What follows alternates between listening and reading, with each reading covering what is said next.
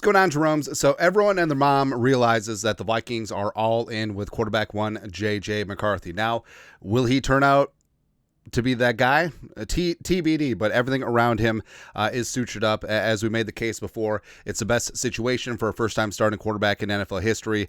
He and JJ, Justin Jefferson. It's so hard to break calling him JJ, but JJ and Jets, or JJ and JJ, all already building up that chemistry. And, McCarthy, the Vikings, Kwesi, Kevin O'Connell, ownership giving extensions to Kevin O'Connell and Kwesi. Like, everyone's all in. And it's not an accident. It's not a quinky dink that Kevin O'Connell and Kwesi's extension are 1 year longer than JJ McCarthy's rookie deal, because basically everything about them and their future beyond this extension is tied to the future of JJ McCarthy, right? So very clear that the Vikings are sold on McCarthy as quarterback one, even though, God damn, it's been such a frustrating offseason of one-sided narratives, one media outlet just completely trying to kneecap the Vikings and be like, oh, Aaron Rodgers, all that stuff, right? And we thought that we had seen the worst of it, especially after Chase Daniels like, oh, JJ McCarthy looked nervous at his press conference. He must not be the guy. Whatever. And again, we thought that was the worst. But enter Ross Tucker.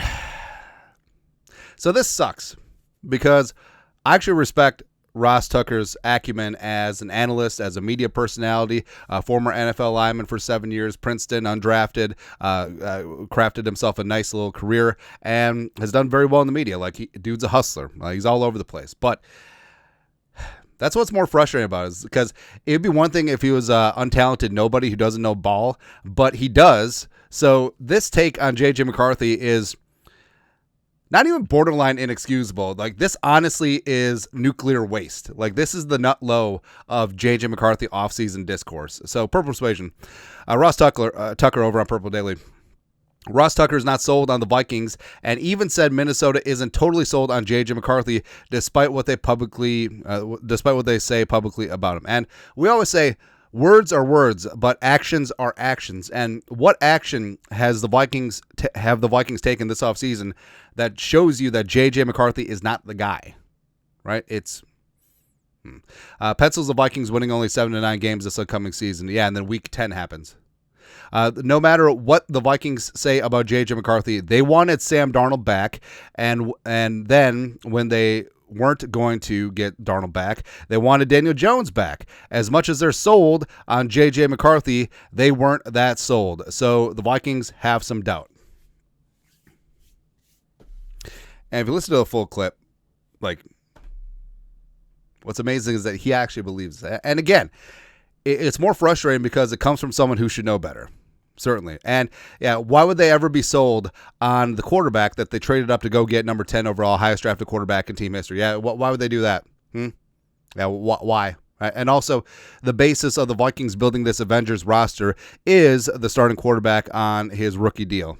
So why would they build around that dude who Kevin O'Connell hand selected as quarterback of the future? Yeah, why? But the whole thing about it is that it's one thing to have an opinion, but to state it as fact with nothing to back it up, it's ridiculous. Again, words are words, actions are actions. The Vikings, they could have re-signed Sam Darnold if they wanted to go down that route. And even after the Packers game, we were like, do it. That's how bad the last 2 games were. But Darnold got paid far below what people expected when he went out to Seattle. And basically, that's a 1-year deal, too. There's toilet paper on the back end with some team options, but it's not the major payday that Darnold was looking at after being America's quarterback. Plus, the Vikings had the cap space, they had the means, the motive, and opportunity, and they said, nah.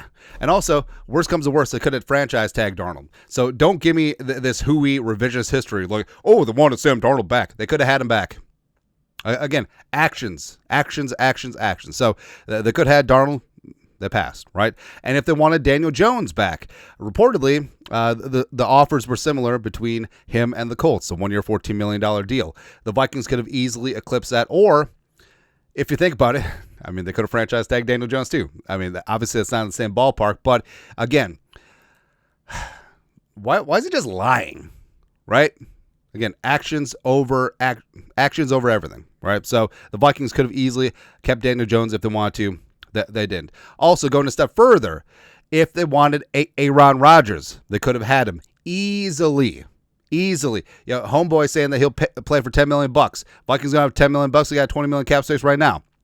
So again, if they weren't sold on JJ McCarthy, they could have had Aaron Rodgers. But guess what? They didn't. They did not, despite what Michael Silver and Diana Rossini and Chase Daniel are all saying, right? So they could have had Rodgers. They didn't. Or hell, if the Vikings weren't sold on JJ McCarthy, I mean, even though they didn't have a ton of draft picks, they could have drafted Shedeur Sanders several times, huh? Don't you think that would have been a crazy special? Wish for you on a fallen star. Like Shedeur Sanders going down in the draft, and they could have snagged him. It was like, oh, hey, you know that quarterback that we drafted number 10 overall that had that injury but was still fully dialed in the building getting VR snaps, and we haven't seen him? Yeah, that's kaput. We're just taking Deion's kid. That's what we're going to do. Or, again, the Vikings, they had Sam Howell, fine. Brett Rippon, sure. Brosmer has a UDFA, yes. But if they weren't sold on JJ, why didn't they grab one of these serviceable veterans that could be a bridge quarterback to next year's draft pick, right? Jumpin' Joe Flacco, although I still think that there was something there before the Browns came in and tossed a lot of money. Tannehill is still out there. Jameis Winston, or hell, even Russell Wilson, both of them signed with the Giants. Where was all that? Where was all that? So again, I'm not mad. I'm just disappointed. Also a little mad, right? Because Ross Tucker should know better than this. And he isn't known as this hot take artist either, but stating all these things as fact. They wanted Darnold back. They wanted Daniel Jones back. This, that, and the other thing. They're not sold on JJ McCarthy. What planet are you living on? And again, say all you want, blah, blah, blah, blah, blah, but look at the actions. Look at everything the Vikings did and did not do this offseason. They could have kept Darnold on the franchise tag or gave him all the money. They could have kept Daniel Jones. They could have signed Aaron Rodgers. They could have drafted Shedeur Sanders. They didn't. You know why? Because J.J. McCarthy is the freaking guy. Just ridiculous. Honestly, again, it'd be one thing if this came from like Skip Bayless or Colin Cowherd, but I just don't understand this. Just don't understand this arrogant, erroneous take based on absolutely nothing. Just so stupid, but it's okay. If they hate, let them hate. Watch the money pile up. That's what we're gonna do. Oh yeah. Oh, we're not sold. Oh yeah, that's why Justin Jefferson is going to basketball games with Brett Rippon ass. That must be why. It's ridiculous. Anyways, your thoughts are thoughts.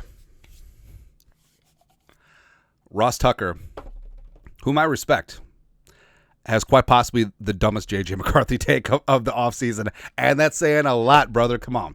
Let us know. Comment section. You guys are the best. You know what to do. Skull production value.